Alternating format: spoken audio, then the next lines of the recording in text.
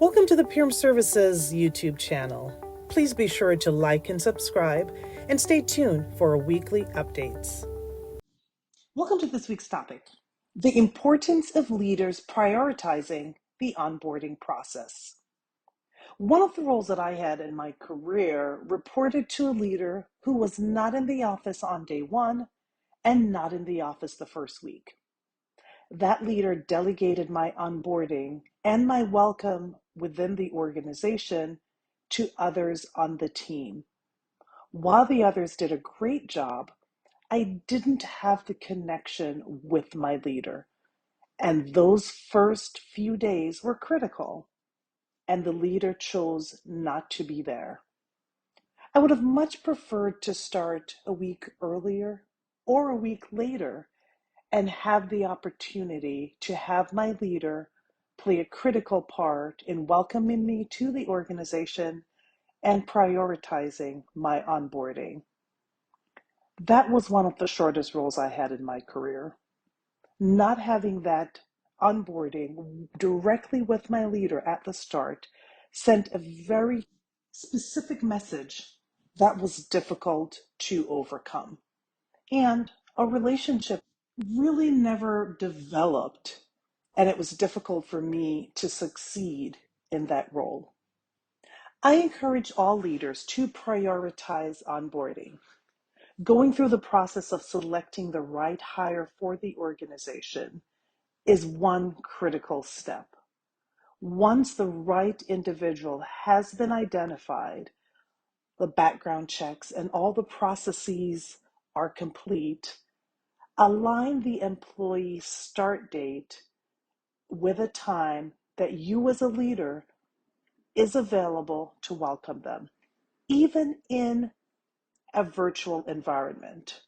Knowing that your first meeting on day one is with your direct manager is key. So I encourage all leaders who are bringing employees in.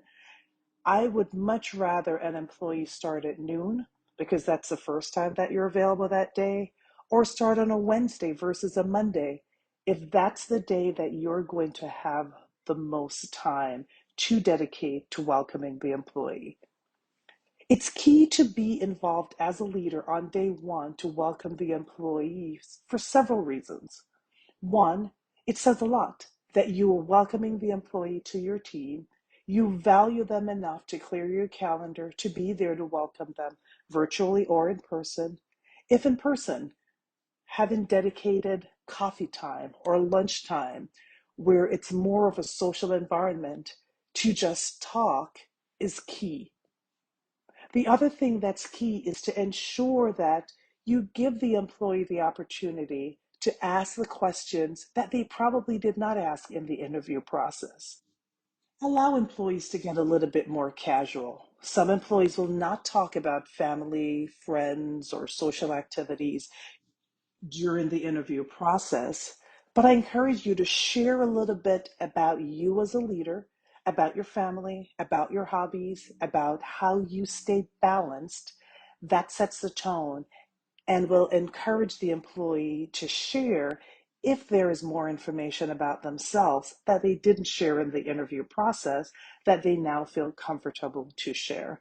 And even if they don't share on day one or in week one, they will become more comfortable as time goes by because of the tone that's been set.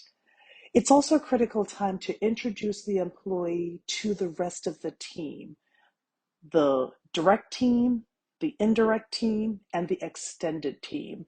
Help the employee to meet the right individuals to help them be successful. Ensure that they are equipped with a list of the most important individuals to connect with and in the priority order so they understand the ones that they do need to connect with quickly. Help employees understand the culture and the ways that you prioritize your work, as well as how you balance your work, and help them understand where to go when they need help. It's really important for leaders to be available on day one for their employees to set them up for success. and also to let them know who are the others that can help them to be successful. That will go a long way. Thank you for listening to this week's topic, and I look forward to connecting again next week on the next leadership topic.